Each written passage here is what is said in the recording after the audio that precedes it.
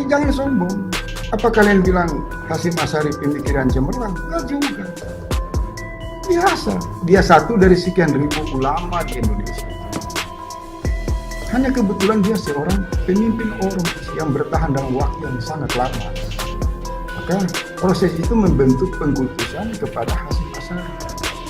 Kan ormas ini menjadi lapak kepentingan duniawi.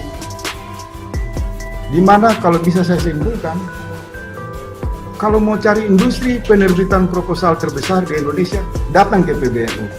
Pernah kita MOU dengan Menteri Sri Mulyani, katanya akan menggelontorkan kredit murah 1,5 triliun ila yaumiha ila hadzal yaum ila nahardah atau Mesir ila nahardah, sampai hari ini 1 peser pun belum terlaksana.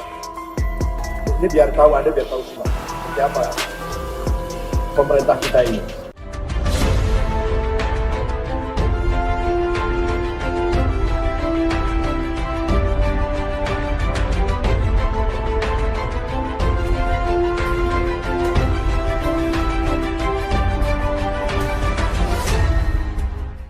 Tonton video ini sampai selesai agar Anda tidak gagal paham.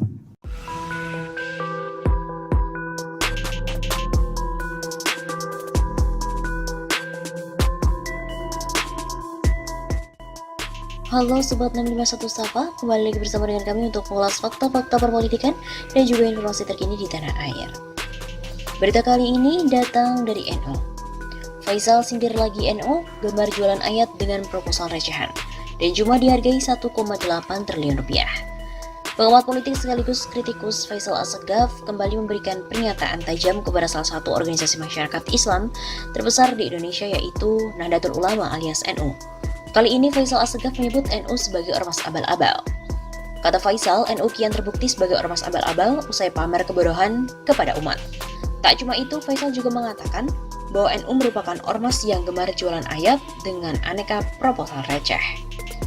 Pamer kebodohan pada umat, kian terbukti sebagai ormas abal-abal. Gemar jualan ayat dengan aneka proposal recehan, goblok. Kata Faisal Assegaf melalui akun Twitter miliknya, dikutip melalui Hops ID pada Rabu 15 Desember. Lebih lanjut, Faisal Assegaf juga menyebut pimpinan NU kurang cerdas karena hanya mendapatkan uang yang dinilainya tidak seberapa. Klaim penjaga NKRI dan ormas terbesar cuma dihargai 1,8 T. Secuil dari nilai utang luar negeri hampir 10.000 T. Kalau yang memimpin NU cerdas dan amanah, tentu kebagian 10 T per tahun. Pungkas Faisal Assegaf. Cuitan Faisal itu sendiri dibuat untuk mengomentari pernyataan dari Ketua Umum PBNU, Said Akil Sirot, yang mengklaim berhasil memajukan NU dari segi ekonomi. Pertama, baru saja kali ini sejak NU berdiri keuangan bisa diaudit eksternal. Selama ini belum pernah. Waktu saya baru masuk ada uang 500 juta rupiah. Sekarang ada 1,8 triliun rupiah, bisa dicek. Kata Said Akil. Saya dorong semua lembaga jalan tanpa intervensi saya. Saya beri motivasi bekerja sesuai program yang mereka tanggung jawab. Di segi pendidikan, Said Akil menerangkan NU punya 43 perguruan tinggi yang ada di bawah Badan Hukum NU, serta beasiswa dari NU yang terus berkembang setiap tahunnya. Selain itu, Said Akil membeberkan ada 8 rumah sakit di bawah pengelolaan NU selama masa jabatannya dan semakin banyak pula wakaf tanah yang diterima NU. Dia mengatakan masih banyak cita-cita lainnya yang ingin segera diwujudkan di dalam NU, termasuk membangun rumah sakit dan perguruan tinggi di tiap cabang NU, serta digitalisasi di lingkungan NU. Sebelumnya diberitakan, Ketua Umum Pengurus Besar Nahdlatul Ulama, Said Akil Sirot mengungkapkan pencapaiannya dalam memimpin NU selama 10 tahun terakhir. Ia mengaku sudah banyak memajukan NU dari segi ekonomi hingga pendidikan.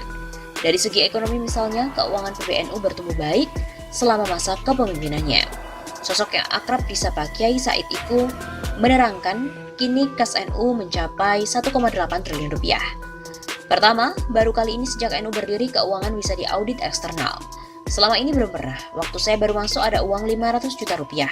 Sekarang ada 1,8 triliun rupiah. Bisa dicek. Kata Said Akil dalam talk show Gagasan Kiai Said menuju Muktamar NU di YouTube TVNU, dikutip dari redaksi Selasa 14 Desember. Saya dorong semua lembaga jalan tanpa intervensi saya. Saya beri motivasi bekerja sesuai dengan mereka program yang tanggung jawab. Di segi pendidikan, Said Akil menerangkan NU punya 43 perguruan tinggi yang ada di bawah Badan Hukum NU. Adapun beasiswa bagi santri NU juga semakin berkembang setiap tahunnya. Perguruan tinggi sampai saat ini 43 yang ada di bawah Badan Hukum NU. Sebelumnya belum ada. Ketika zaman menterinya Pak Nuh ada 24, Pak Nasir jadi 38, Pak Nadiem jadi 43. Baru kali ini kita dapat beasiswa dari Maroko, rutin tiap tahun 30 orang. Al-Azhar Mesir tidak rutin tapi sering. Begitu juga dari Cina, India, Australia yang teknologi ya bukan agama. Beberapa santri S1, S2 saya kirim ke luar negeri. Selain itu, saya takrib membeberkan ada 8 rumah sakit di bawah pengelolaan NU selama masa jabatannya. Semakin banyak pula wakaf tanah yang diterima NU. Wakaf tanah banyak, di puncak 2 hektar di Jateng, Semarang, Sidoarjo, Sumbar, Grogol 2000 meter. Kepercayaan ini dengan harapan tanahnya berkah untuk pesantren. Di Kuningan, Jabar 4 hektar. Setengah sudah kita bangun pesantren NU.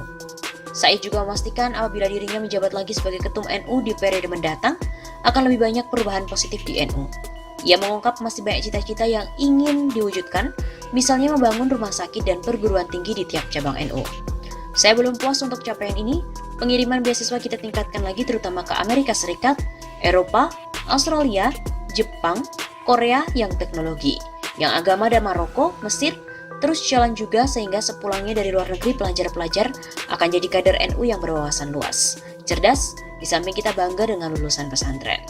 Ia juga menargetkan pengembangan digitalisasi di lingkungan NU, serta keterbukaan akan arus globalisasi tetap di bawah kontrol kiai dan ulama, tapi tidak liberal. Kalau liberal ya sangat berbahaya. Untuk diketahui, PBNU akan menggelar Muktamar ke-34 pada 23 sampai 26 Desember mendatang. Salah satu agenda penting dari Muktamar yakni pemilihan Ketua Umum PBNU yang baru. Saat ini ada 2 calon kuat yang akan maju untuk Muktamar, yakni petahana Kiai Said dan juga Yahya Khalil Stakuf.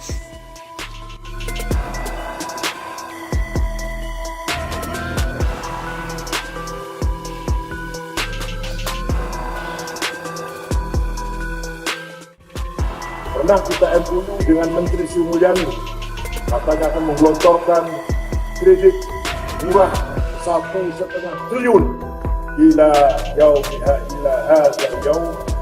Nahardah atau Mesir, ila Nahardah. Sampai hari ini 1 peser pun belum terlaksana. Ini biar tahu ada siapa pemerintah kita ini. Makanya jangan salahkan siapa-siapa. Kalau ketika pemilu, ketika pilpres, suara kita dimanfaatkan, tapi setelah selesai kita ditinggal.